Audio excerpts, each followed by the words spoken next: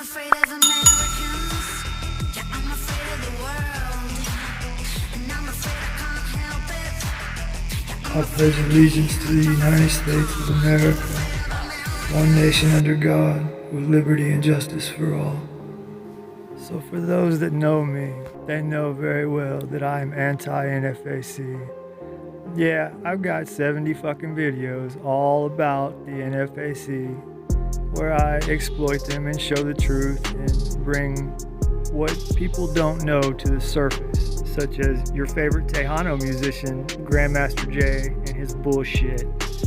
People that buy into this, I cannot believe that you do. I just can't fathom why you would buy into this. There is a very significant problem going on. Grandmaster J is a Marxist. This is what he does. He is being used. He's not anybody special, but it's who's behind him and the reason he's being used. Let me explain something to you really carefully. I don't know how I'm going to get away with this, but if you pay attention to anything on the fucking YouTube, you need to pay attention to this. If you dig hard enough for the articles or some truth, anything that's been published, you'll find it.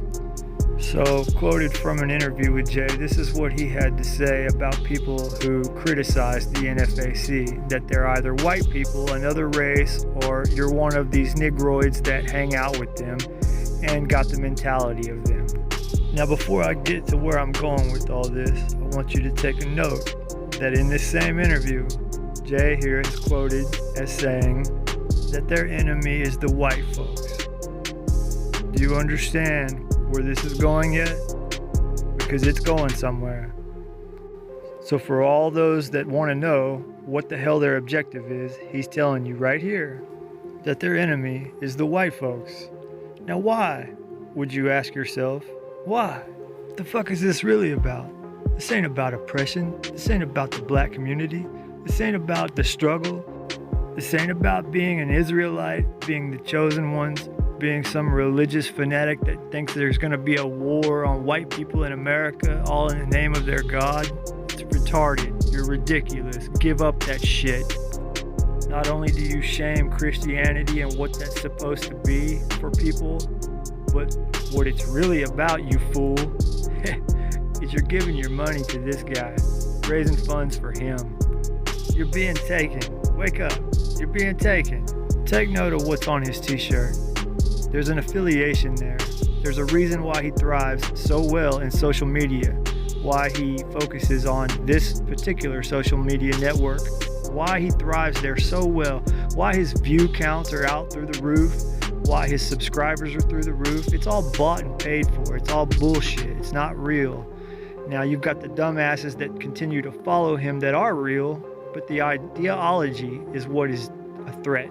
It's a dangerous threat. This is what you're doing. You're funding him. It's a scam. They take all your information and they're going to use it against you for gun rights.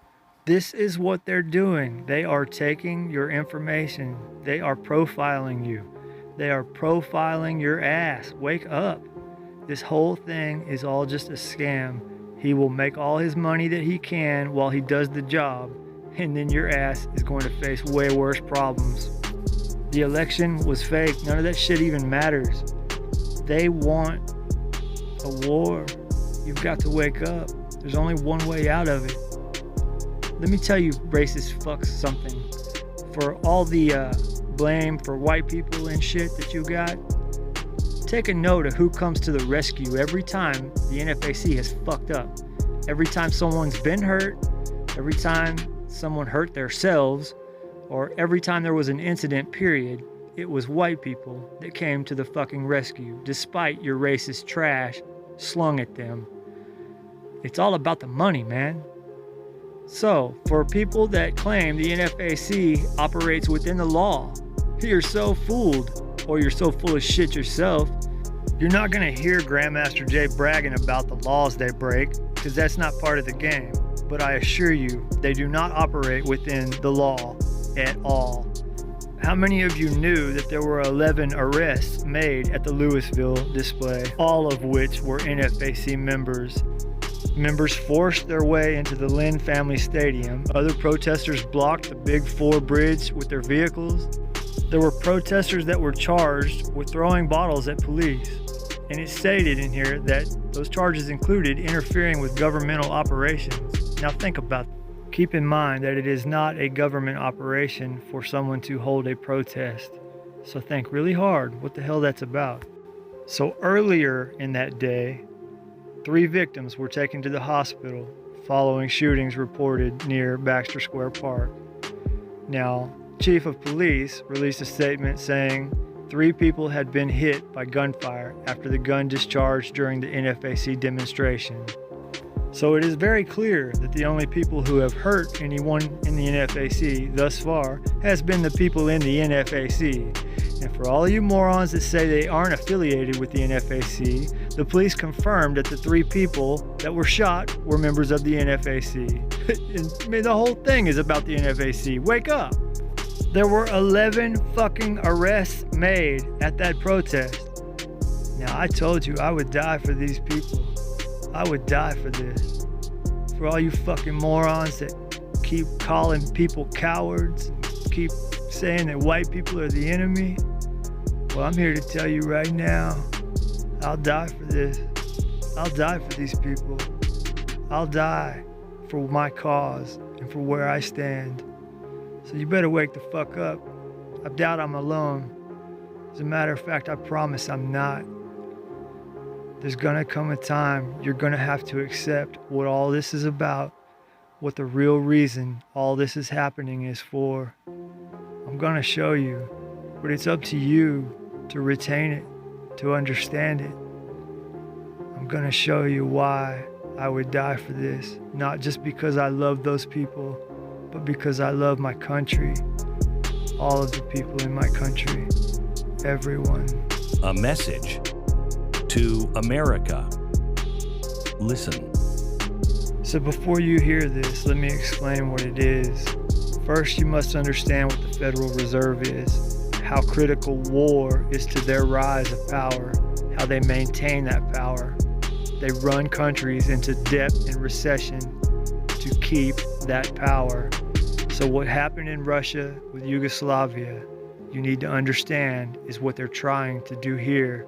It's already begun. It's already started. The following is a woman trying to warn the United States what's happening and what happened to her. If you support the NFAC and you want to prove you're not a fucking moron, then just try to understand what you're hearing. In the light of the recent events in the United States, I felt morally obliged to shed light on a very similar chain of events that took place in my country during the 90s. The cause of those events was the same: a constantly re-emerging ultimate evil, nihilistic, non-theistic religion/cult that caused hundreds of millions of deaths in the 20th century and countless suffering. Now, proponents of that religion want to run the experiment once again, and in that experiment, you, people of America, will be lab mice. Not so long ago, I was a lab mouse of dictators in my country. That country was Yugoslavia. Rather than giving you lessons about history of my country, I want to give you the timeline of the events which led to an extremely bloody war and dissolution of Yugoslavian Federacy. Pause. Now for all you dumb fucks that still follow the NFAC or root them on or support them, I know that this is going to be a little hard for you to understand all this and comprehend it, much less retain it. So I'm going to really ask nicely that you pay deep attention here. I know this is hard for you, but you need to try. You must try to understand what she's telling you, even though you're stupid enough to follow the goddamn NFAC.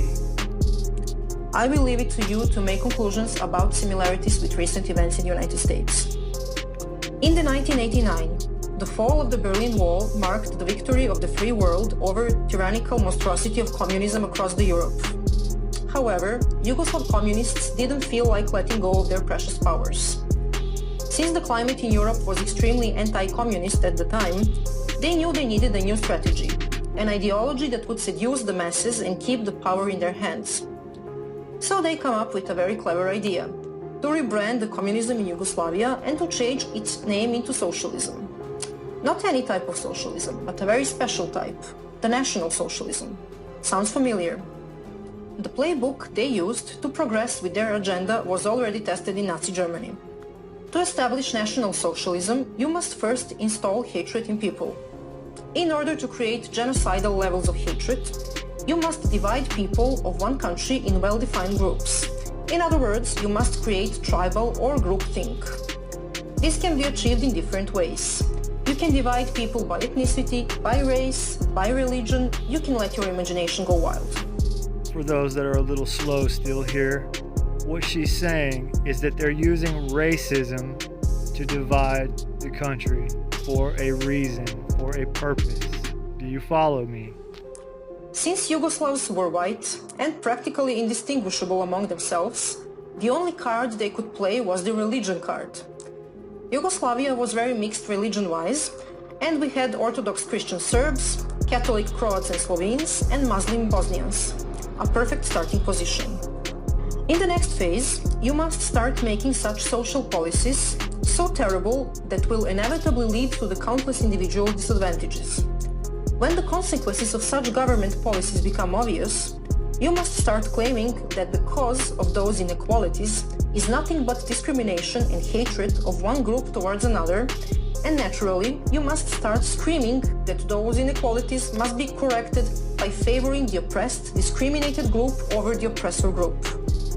By supporting the NFAC, you are not participating in some religious cause like the Israelites in some holy grail to wage war on white people or some silly shit.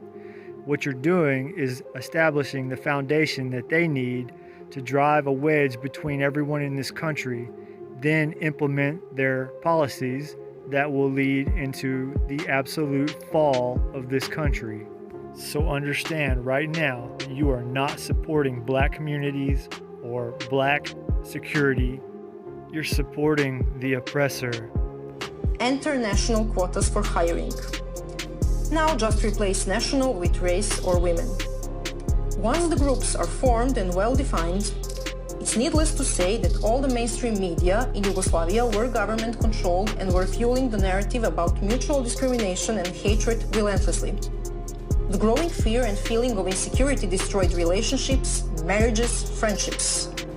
As fear of discrimination and hostility among groups were growing, people started retreating and isolating within their own groups because they didn't feel safe anymore with the individuals of the other group.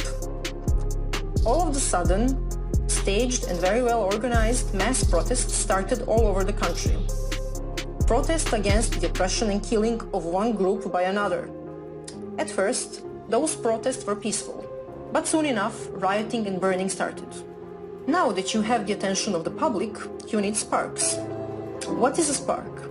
A spark is a convenient event of murdering of a random member of one group by a hateful member of another. And you usually need more than one of those. At this point, people were still not completely divided. There were still reasonable people left, those who understood we are all one nation under God, and that we will not kill each other under any circumstances. They went out protesting together, singing for peace and holding their hands. But the hunger for the absolute power of socialists was stronger than our love for each other. And shootings and attacks at protesters continued. In the next phase, the tipping point with no return was reached. People started erecting barricades at the entrance of their cities, their neighborhoods, even on highways and roads. Barricades were guarded with armed civilians. Each and every attempt of the law enforcement to remove barricades and to de-escalate the situation was in vain, since they would be ambushed and killed. Peace couldn't be restored anymore, because headlines, photos and videos of dead people propagated through mass media became too explicit and horrifying. Even those hardcore idealists who believed in one nation under God, peace and love, snapped under the pressure. At that point, army was deployed to restore order, but they couldn't do much, because they were clueless about who was the perpetrator and who was the victim. Simply because there were perpetrators and victims on both sides. In the final stages, even the army was attacked during the negotiated retreat, and 50 or 100 soldiers were killed. And just like that, Yugoslavia found itself in a civil war. City against city, village against village, family against family, and so on until the whole territories became cleaned of the members of the enemy group. Genocide, ethnic cleansing, relocation of hundreds of thousands of people were everyday news. It lasted 4 years. 100,000 people died. Some 500,000 were displaced. Those people lost everything. Yugoslavia was drowned in the bloods of thousands of innocent people and destroyed forever. You might wonder how we let that happen. How could we let things get so much out of control? That was because we didn't realize who were the real enemies, the enemies of the Yugoslav people as a whole. Instead, we were brainwashed into buying the story that we, the people, are the enemies of each other. We were brainwashed into buying the story that we, the people, are the enemies of each other, while our true enemies were advancing with their sick, demented agenda, which had as the ultimate goal the total and unlimited power. This brings me to present times, the year 2020, and to you, American people. Unless you were living under the rock, you might have noticed that something very strange and vicious is happening in your country, but you're not exactly sure what it is and where it came from. Because the last time you checked, you were one nation under God, a country of free, independent individuals with equal rights under the law and core values of life, liberty and pursuit of happiness. All of a sudden, there is protesting, rioting, arson, murder, destruction of public and private property, and lots of people screaming how unbelievably racist and unjust America is. And lots of people screaming how unbelievably racist and unjust America is. And lots of people screaming how unbelievably racist and unjust America is. And lots of people screaming how unbelievably racist and unjust America is. And before you even manage to prepare your morning coffee and turn the TV on, once united Americans are at each other's throat, and a bunch of nice and caring people on TV are telling you how you should accept the violence and hatred against Americans because you deserve it. If you have paid attention to what happened in Yugoslavia, I hope you have realized by now that your true enemies are not your fellow Americans. I hope you have realized by now that your true enemies are not your fellow Americans. I hope you have realized by now that your true enemies are not your fellow Americans. The ones who are, they want you to hate each other and to kill each other. The ones who are, they want you to hate each other and to kill each other, while they're taking away your constitutional rights, your freedoms and your country, your heritage, your way of life and the future of your children. Whether her prescription is accurate, her diagnosis certainly is. Now I can't help but to wonder what you've retained, what you understood, what you even tried to understand. I pray that you did at least try, because where we're headed, you're totally supporting it. You are fucking supporting us going down the drain. You're not supporting black civil rights, black communities, black power, black people. You're not supporting any of that shit. None of it. You're supporting everything you cry about, everything you complain about, everything you blame. You're supporting everything you say you stand against while you become all of it. You have become the oppressor. We were brainwashed into buying the story that we, the people, are the enemies of each other. We were brainwashed into buying the story that we, the people, are the enemies of each other. We were brainwashed into buying the story that we, the people, are the enemies of each other. What will it take? What will it take for you to understand? What will it take for you to finally see? Will it be too late? Will it take war and blood? There is no religion that's asking you to come and wage war on another race across this planet. You shame Christianity by considering such, and you even entertain the idea that you were chosen. Chosen for what? Get out of here.